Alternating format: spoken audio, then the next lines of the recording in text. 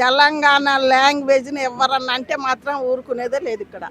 ఇది నేను చెప్తాను, పక్కగా చెప్తాను. తెలంగాణ లాంగ్వేజ్ గురించి కౌంటర్లు వేసి బాగలేదంటే ఊరుకోం.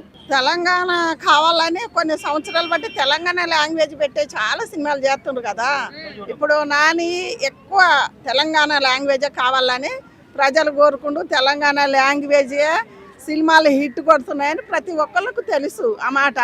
ఇప్పుడు అది ఇడుపు కాగితం అంటే ఒకప్పుడు పెద్ద మనుషుల్లో కూర్చొని దాన్ని అలా బతబారియకు పడకుంటే వైట్ పేపర్ల మీద కాగితాలు రాసి సంతకాలు పెట్టేది ఇడుపు కాగితం అప్పుడు. ఇప్పుడు కోర్టు నుంచి ఏమొచ్చిందంటే ఇడాకులు అని కోర్టు వారు ఇప్పుడు ఇలా పేరు పెట్టిండ్రు. ఇడాకులు అని తీసినాక దానికి మీనింగ్ తెలియదు.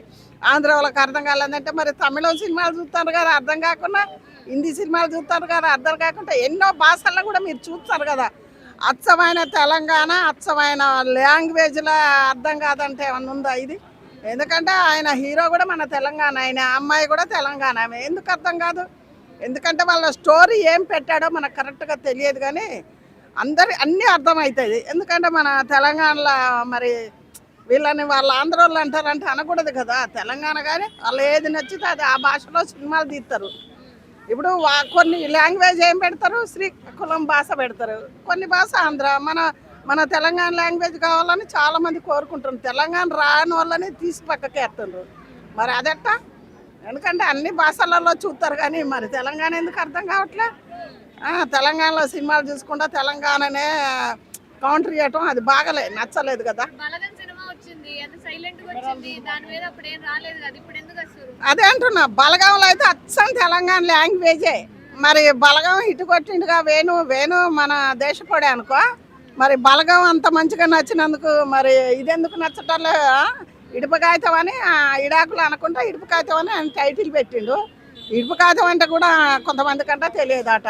ఇప్పుడు మీకు తెలియదు కావచ్చు, ఇప్పుడు మాలాంటి ఏజ్ వాళ్ళకు తెలుసు కదా ఆ సినిమా. ఒకప్పుడు పెద్ద మనుషుల కూర్చొని ఏదైనా మాట్లాడుకున్నారు. ఇప్పుడు కోర్టు జడ్జిమెంట్ ఇచ్చేయమని విడాకులని జడ్జిమెంట్ ఇస్తారు లాయర్లని పట్టి. అది ఇడాకులే కానీ ఇది ఇడుపు కాగితం అని ఈయన టైటిల్ పెట్టిండు. అసలు బాగలేదు.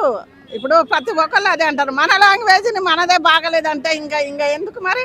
మన వాళ్ళందరూ తెలంగాణ వాళ్ళందరూ నోరు తడితే వీళ్ళందరూ పోయి ఏడుండాలి. కాకపోతే మనం వాళ్ళకి మనకు తేడా ఉంది మనం అంటే. అందు గురించే ఆ సినిమా మంచి టైటిల్ పెట్టి వాళ్ళంతా తెలంగాణ వాళ్ళు కష్టపడి తీసిరు కాబట్టి మీరు ఏదన్నా ఉంటే డైరెక్ట్ అన్నాడు. కానీ తెలంగాణ లాంగ్వేజ్ని ఎవరన్నా అంటే మాత్రం ఊరుకునేదే లేదు ఇక్కడ. ఇది నేను చెప్తాను, పక్కగా చెప్తాను. తెలంగాణ లాంగ్వేజ్ గురించి కౌంటర్లు వేసి బాగలేదంటే ఊరుకోం. ఈ నుంచి పారిపోయిన దాకా ఇంకా చూస్తాం మేము కూడా. ఎందుకంటే మేము అట్లా వేరువేరుగా మాట్లాడతలేదు కదా. మరి మీరెందుకు మాట్లాడతారు? మాట్లాడకూడదు కదా. ఇన్ని సినిమాలు ఇప్పుడు దసరా సినిమా లాంగ్వేజ్ ఏంటది? మొత్తం ఇల్లెందుకు కొత్తగూడెం లాంగ్వేజ్ అది బొగ్గుబాయి గనులు. మరి అది కూడా అదే కదా, బలగం కూడా అదే కదా.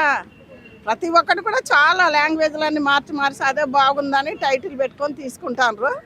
మీరు డైరెక్ట్ అనేది అంటే విమర్శించగానే తెలంగాణ లాంగ్వేజ్ మీద మీరు విమర్శగా మాట్లాడకూడదు, దాని గురించి కించపరచొద్దని ప్రతి ఒక్కళ్ళతో నేను ఇదే మాట చెప్తున్నా. అలా మాట్లాడకూడదు. ఎందుకంటే తెలంగాణలో తెలంగాణ లాంగ్వేజ్ మీద దెబ్బ కొట్టినట్టే కదా.